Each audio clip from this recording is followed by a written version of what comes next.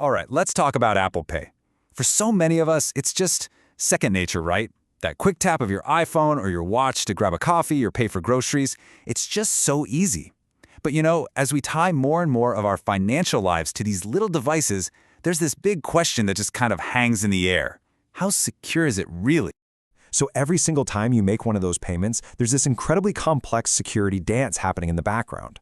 What we're going to do today is pull back the curtain on what's actually going on behind that tap. We're going to figure out if all that tech is really enough to keep your money safe. Okay, so let's just get right to it. The billion-dollar question. Is Apple Pay actually safe to use? Well, the short answer? It's a big yes. In fact, it's not just safe, it was specifically designed to be safer than pulling out your physical credit or debit card. And honestly, the really cool part isn't just that it's safer, but how Apple actually pulls it off. So how does it all work? Well, at the very heart of Apple Pay, there's this really clever trick. It basically gives your credit card a secret identity. This whole process is called tokenization. Instead of, sending your real 16-digit card number out into the world, Apple Pay swaps it for a totally unique token. Just think of it like a secret code name for your card. And this code name, it only works on your specific device, which means your real card number is never, ever shared with the merchant. Ever. And where does this secret code name live? It's stored inside something called the secure element. This is basically a high-security digital vault that's built right into your iPhone's hardware. It's totally walled off from the main operating system. It's never backed up to the cloud, making it an incredibly tough nut to crack. Okay, let's walk through what a transaction actually looks like step by step. First, you authenticate, right? You use your Face ID, your Touch ID, or your passcode. The second you do that, your device sends out two things. That token, the secret code name we talked about, and a one-time security code called a cryptogram. You can think of it like a self-destructing password for that one purchase.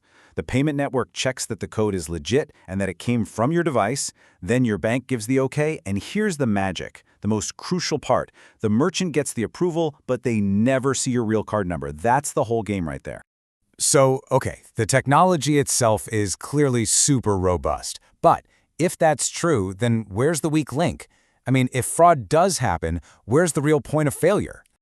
And this really gets to the heart of it. The system is designed so well that criminals figured out a long time ago, hey, it's way easier to attack the person using the phone than it is to attack the technology itself.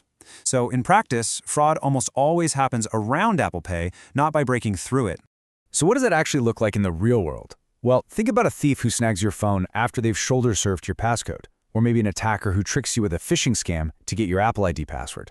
It could even be something like your bank using a really weak verification process when you first add a card. See the pattern? In every single one of these cases, the weak link isn't the technology, it's us. It's the human element. And this difference? It becomes crystal clear when you put Apple Pay in a head-to-head showdown with a good old-fashioned credit card. Okay, so with a physical card, you're handing over the keys to the kingdom, right? Your full 16-digit number, the expiration date, that little CVV code on the back, everything. If that merchant gets hacked later on, your data is an absolute goldmine for criminals. But with Apple Pay, what does the merchant get? Just that single-use token. So if they get breached, that token is completely useless for any new fraud. The risk doesn't just go down a little bit, it absolutely plummets.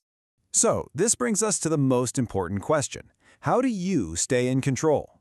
Since we know the biggest risks are aimed at you, the user, it means your security habits are what ultimately make this whole system bulletproof. Yeah, think of it like this. Apple built this world-class digital vault, but at the end of the day, you are the one holding the key.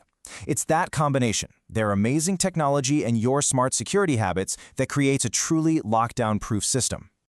So here it is. Here's your 4-point lockdown plan. Number 1, use a strong alphanumeric passcode. Don't just use 6 numbers, mix it up. Number 2, secure your Apple account with 2-factor authentication. Seriously, this is non-negotiable. Number 3, make sure Find My is always enabled. That way, if your device is ever lost or stolen, you can remotely lock it and suspend Apple Pay immediately. And finally, number 4, turn on Stolen Device Protection. This is a newer feature, and it adds an absolutely critical extra layer of security for that nightmare scenario where a thief has both your phone and your passcode. And if you want the ultimate final layer of protection, there's this incredibly powerful, almost self-destruct-like feature you can turn on. You can actually set your iPhone to completely wipe all its data after just 10 failed passcode attempts. Now, it's a pretty drastic step for sure, but it is a rock-solid guarantee that if your phone falls into the wrong hands, your data is gone for good. So really, it all boils down to this one question. The technology that's protecting your money? It's absolutely world-class. The final piece of the puzzle is you. It's making sure your own security habits are just as strong. And when those two things are working together in harmony, well, that's when you can tap to pay with total and complete confidence.